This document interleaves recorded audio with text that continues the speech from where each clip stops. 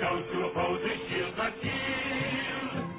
If he's led to a fight and a duel is due, then the red and the white and the blue will come through when Captain America throws his... For over 75 years, Captain America has been a symbol for everything that is good. He is a guiding light, and not to just those who are in need. He first appeared in comics, and now in the cinematic universe he has reached an all-time high. Captain America is known for many things. He is always fighting for what is right. He is a symbol of the free world, and who could forget his patriotic uniform and trademark shield. As with time, Cap has evolved, and so has his suit. But no matter what era we see Cap, you know when you see him. Now today we will explore that look, that iconic shield, that patriotic uniform, by speaking to experts who not only know how, but what it takes to make this symbolic character come to life. This is Build a Better Captain America.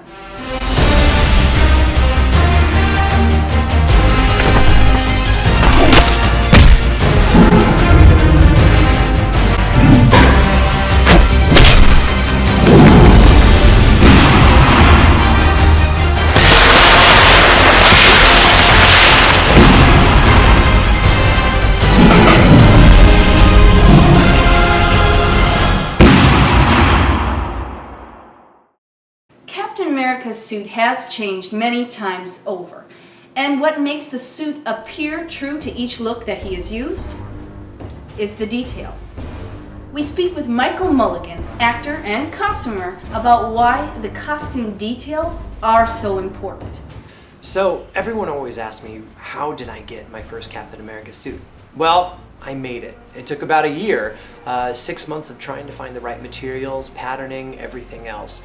And since I was one of the first ones to actually do it from scratch, it took that much longer. So one of the things that made my suit that much more accurate was the fact that I used herringbone pattern twill on the blue of my suit. In the film suit, you'll notice that there's a lot of detail pattern within the fabric, and I wanted to make sure I captured that same element of the herringbone pattern, so that's what took me the longest, was to find that actual pattern in the correct size, specifically for my suit. A lot of people ask if it's a blue jean material or a denim, but it's not. If you really look closely, you'll be able to see it has all those little details, and that's what makes your suit stand out. Here's some bullet points on if you are going to want to create your own suit. One, you need to look at your budget. If you don't have a budget set aside, make sure that you do that as one of your first things. Second, make sure that you're going to be able to be creative with it. A lot of people just go ahead and buy a store-bought suit, and that's fantastic. One of the great things about buying a store-bought suit is that all of the hard footwork has already been done for you. One of the things that you really want to watch out for is your time constraint. A lot of times people ask you, oh my gosh, you love Captain America, can you wear a suit to an event that I'm gonna have? And instantly you wanna say yes. Well, now you've pigeonholed yourself into a time frame, and if you don't have the suit already ready, you're gonna be sweating bullets to try to get it done. So that's one of the main things that you wanna look out for and to begin with, is take time. You want to make sure that you're going to do it right. And that's one of the things that really creates success in finding your suit.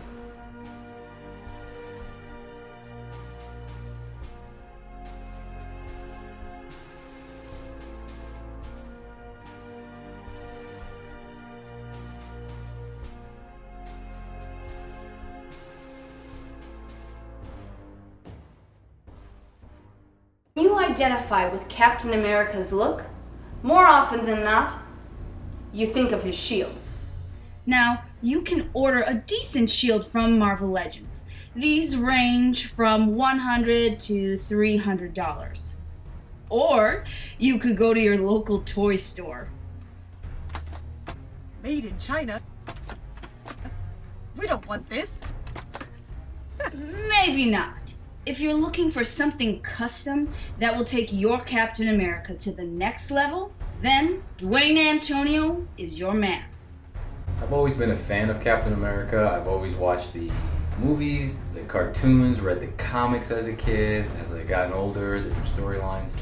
So I've always loved and respected the character of Captain America. What made me interested in building a shield was just to see if I could do it. Going to conventions, meeting different people, seeing the shield here and there, people selling it, and I'm an aircraft mechanic by trade, so I have a pretty solid mechanical background. I just wanted to make something that was actually cool and unique.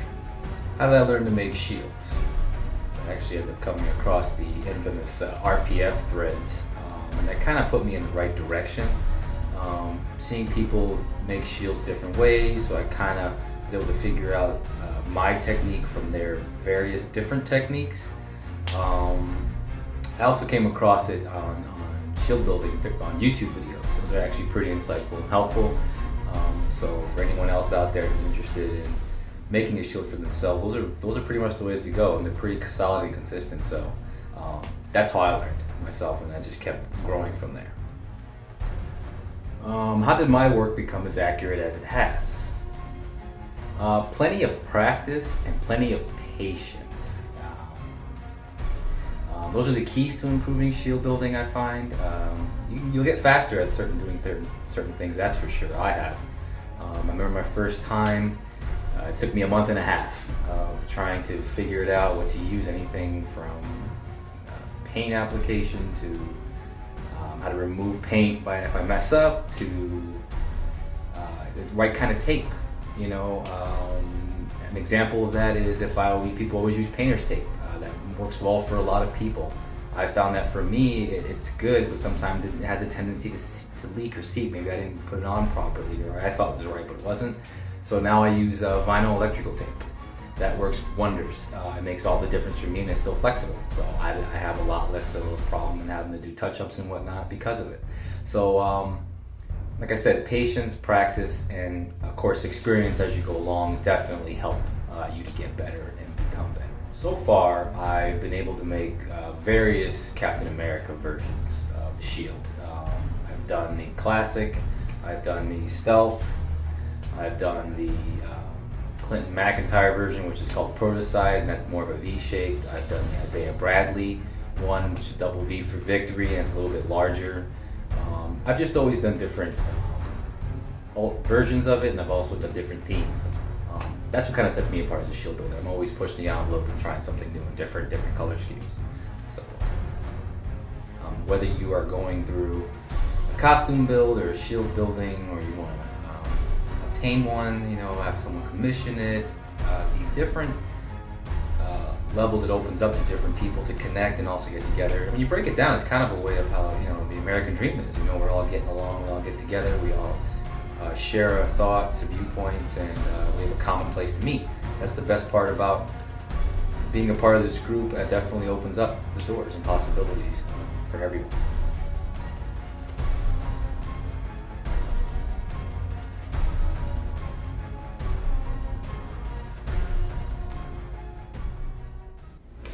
Now you can see how hard work can make something absolutely amazing. But that's not everything. I want to see how this looks in action. So let's catch up to Cap and find out.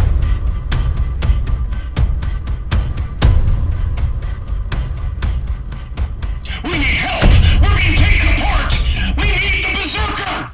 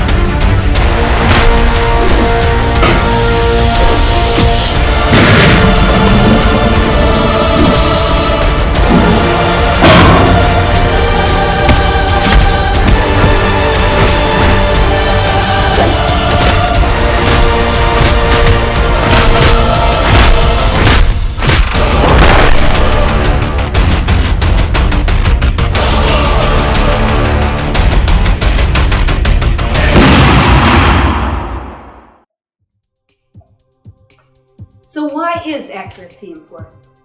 Well, going that extra length to make something look truly great always benefits the person wearing. That's why the man for the job, co-founder of RG Studios and prop master Kevin Gossett, is here to tell us in detail how it's done.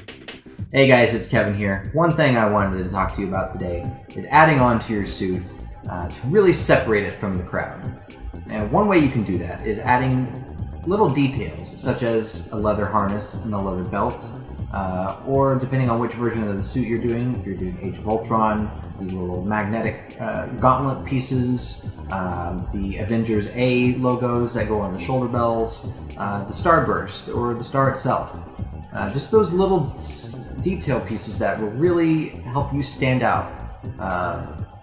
A lot of the mass manufactured suits come with pleather accessories or pleather accents on the suits, vinyl stripes, depending on which version you're doing, vinyl magnetic pieces on the gauntlets. So really finding a way to get those off of your suit and add on some actual real world looking pieces, like I said, that will separate you from everyone else. So when it comes to those accessories, one thing I'm going to focus on today for the video is the belt buckle for the Age of Ultron suit. Alright, here you can see I have my Age of Ultron belt buckle loaded into my 3D software, and you can see it is in two parts. The top part is separated from the base, just to make cleanup a little bit easier before molding. So I've got all my settings taken care of. I loaded up my print layer. I'm just going to do a quick print, so this is at 0.4 millimeters. Normally when I'm printing something for molding, I want to try to keep those layers as small as possible so that you have a finer finish when you get through. And of course all of those print lines can be filled in with Podee and Biando and whatever you choose to use to fill those lines. Like I said, this has already been prepared for molding. It's nice and smooth. You can see there are no print lines visible anywhere. And you want to make sure that you get that as smooth as possible if you're deciding to mold something. Molding it will show every little detail that is on that master. So if you've got print lines showing, those print lines are going to pick up in the mold. If you've got little nicks or dings, those are going to translate to the mold as well. So getting that super smooth finish on your master will help you create a perfect mold. So once you've got your piece molded, here's the finished mold. As you can see, the piece that I molded is a perfect representation of what I created. The mold, it was created in silicone. It is a smooth-on product. I like to use smooth-on products. I have a local branch here that I can get my supplies pretty quickly. As you can see, there's a little bit of a cut top here. That's because on my buckle, I've got a notch carved into it. So that way the belt itself will pass through that and it gives a nice layered effect to the finished piece. So here's that top piece that actually fits right on to the mold itself. And it's got a nice little pour spout there. So I can just pour my resin directly into there. Once it reaches its level, just leave it alone and let it cure. Once it's cured, I will pull the piece out and I'll have a nice resin copy of the piece that I originally molded. Now here I have a finished belt that we offer, and this is again the Age of Ultron version. So you can kind of see the buckle catches the light a little bit. It's got a nice reflectivity to it. And again, that's the cold cast aluminum, as well as all the other pieces that go onto the belt. Those have all been polished before they were attached, so that you get a nice reflective finish. It's not going to be perfectly polished chrome, because that's not what Cap's belt is. But it's got a nice weathered aluminum look to it, so that it really looks like it's been battle worn, and again, gives that nice metal effect. You might be familiar with RG Studios, that's myself and Robbie Fitch. We are actually in the process of creating a super accurate Civil War suit out of a 3D textured, screen printed lycra material, so it's got a really nice stretch to it. It breathes really well. And it's actually the way the film suits were created. A lot of people see those suits and they think they're a heavy-duty, tactical, almost like a nylon or Cordura fabric, but that's just the 3D texture that the screen printing gives, creates the illusion of that heavy-duty fabric. Because it is a stretch fabric, we wanted to create some accessories that go along with that to really take those suits to the next level. The chest star in a nice flexible rubber. Like I said, we wanted to create something that moves with the suit and it's not going to buckle under pressure. And another one of those add-ons is the shoulder bells, and you can see here the inner bell will get actually wrapped in fabric, and it is again a nice flexible rubber. It is a little bit sturdier so that it will still retain its shape, and then that piece rests into the outer rim here. And again, nice flexible material so it will move with the suit, but still rigid enough to retain that shape.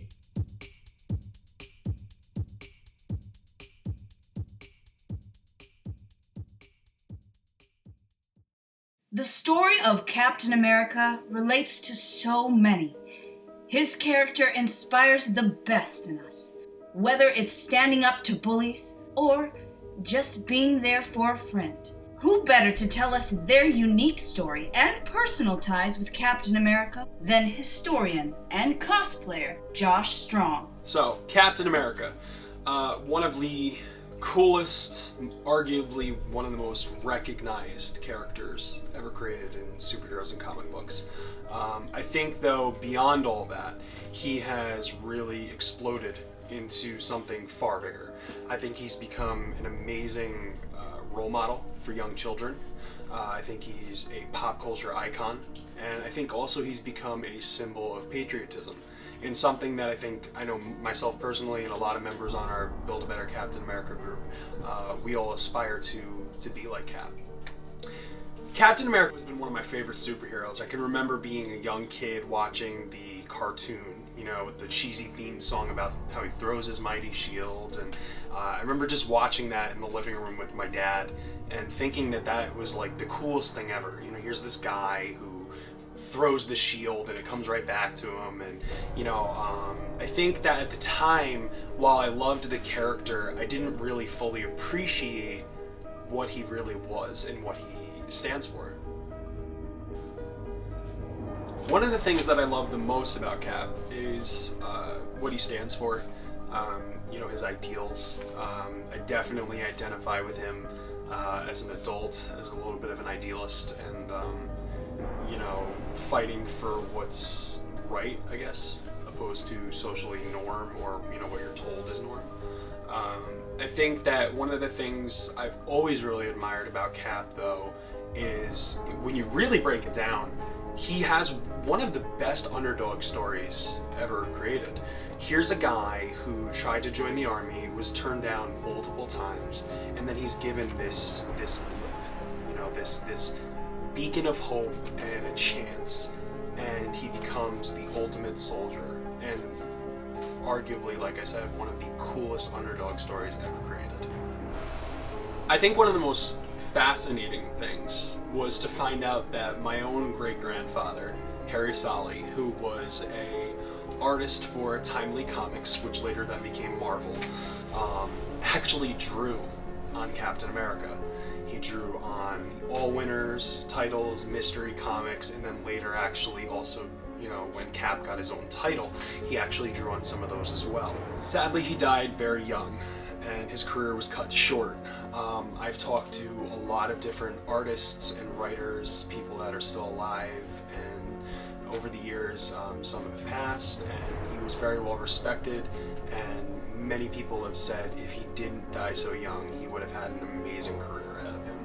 And I like to think that hopefully he would have continued on to draw Captain America.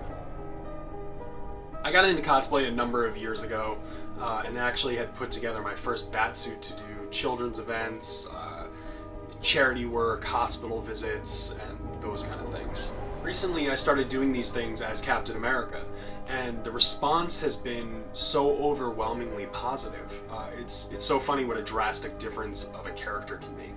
You know, sometimes with the kids with Batman, they'd get really close and they'd be like, oh, yeah, it's kind of scary. You know, with Cap, it's a lot more exciting. I really enjoy, you know, the kids' faces and stuff. They get so into it, and you know, and I'll never forget. Actually, I was actually asked to be a guest at a con, and I was Captain America, and there was a little girl, and she ran away from her dad, you know, halfway across the thing when she saw me at my booth, and she ran up and she asked me if she could take a picture, and she was dressed as Black Widow actually.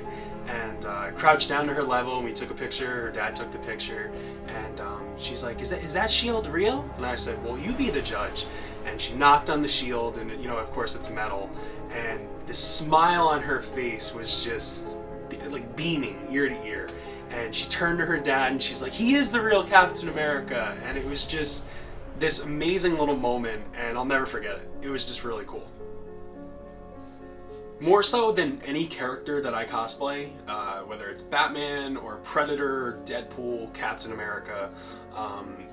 Captain America is one of my favorites to cosplay, just because of the reaction and the smiles and the things you get out of kids, and not even just kids, adults too. You know, I think he's just really an amazing character, and people really enjoy, you know, seeing him come and being brought to life. Whether it's a convention or charity event or visiting sick kids in the hospital, if I can make them believe in Captain America and the ideas of Captain America, if I can brighten their day and get a couple smiles out of them and make them forget about whatever problems or things they're going on, that's what it's all about. Mission accomplished. That's what Captain America is all about.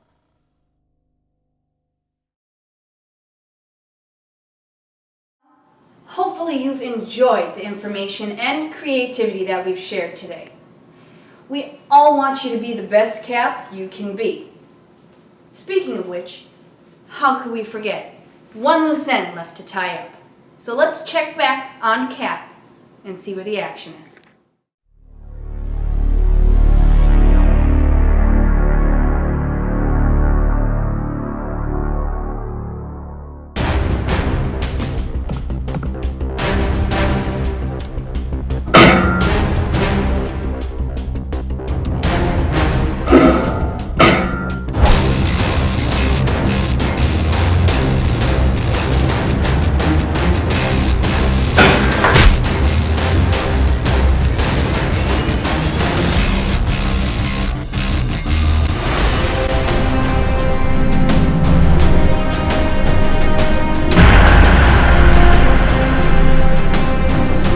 Rogers!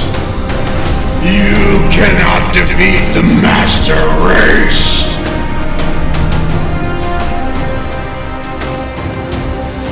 Avengers,